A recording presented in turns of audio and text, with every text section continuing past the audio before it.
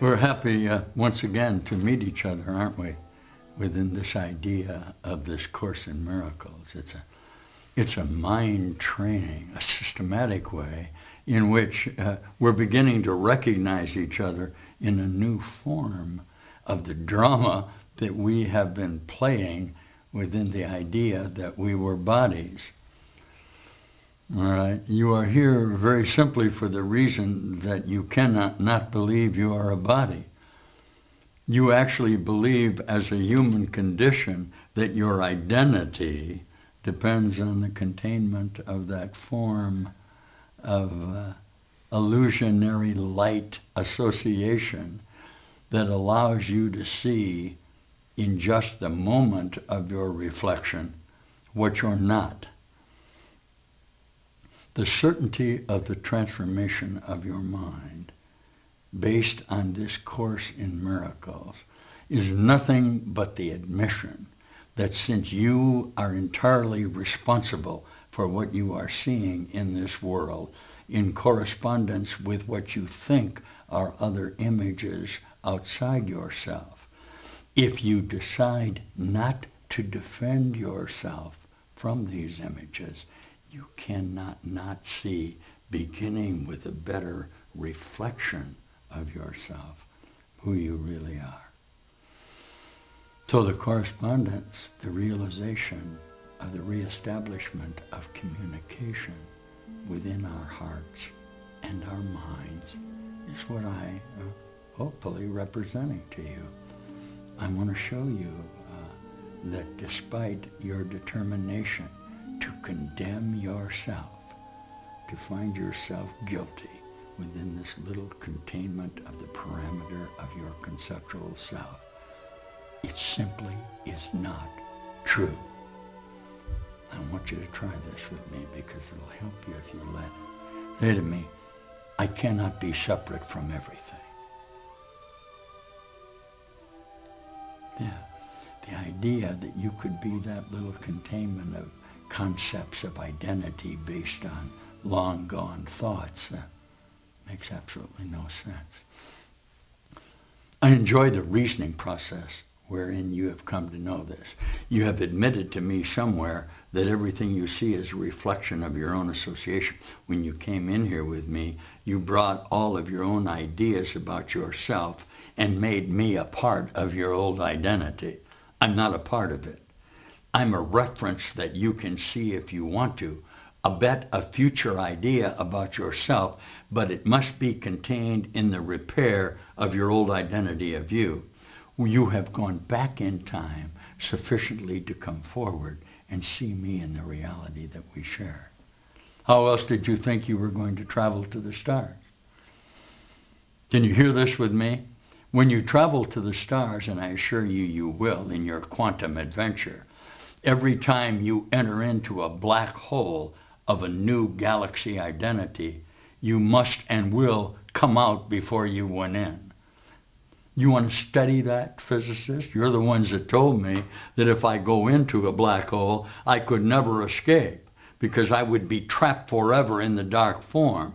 The certainty that you came out before you went in is my certainty that the identity of the entrance into space cannot not include the entirety of your exit from it. Can you see that? Time lasted but a moment in your mind. Say that to me.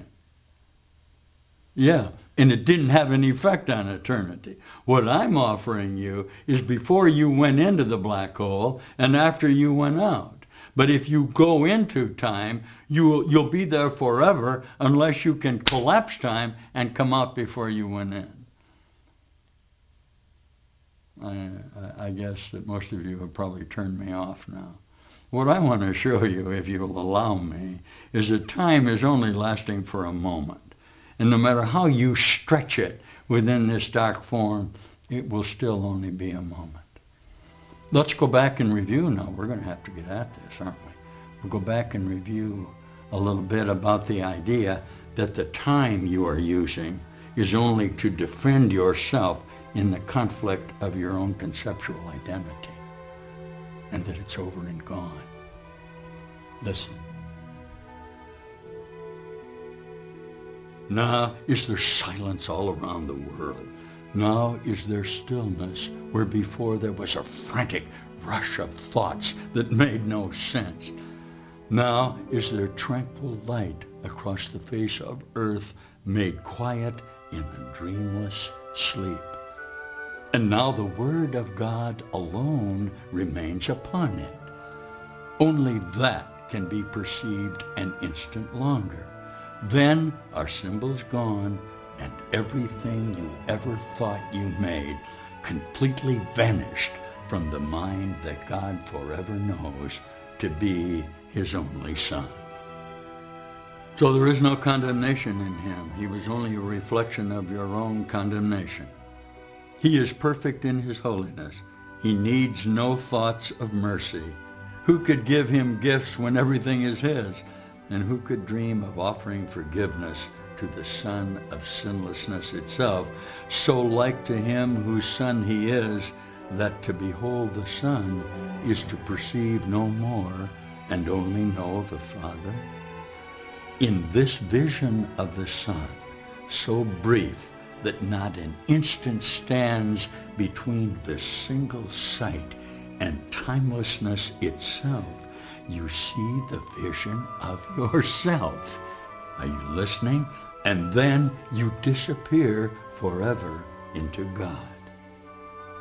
Today, we come still nearer to the end of everything that yet could stand between this vision and our sight. And we are glad that we have come this far and recognize that he who brought us here will not forsake us now, for he would give to us the gift that God has given us through him today.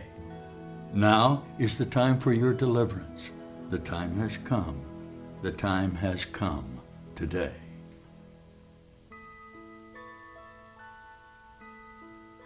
So you discovered something with me, and this is going to be very surprising to you.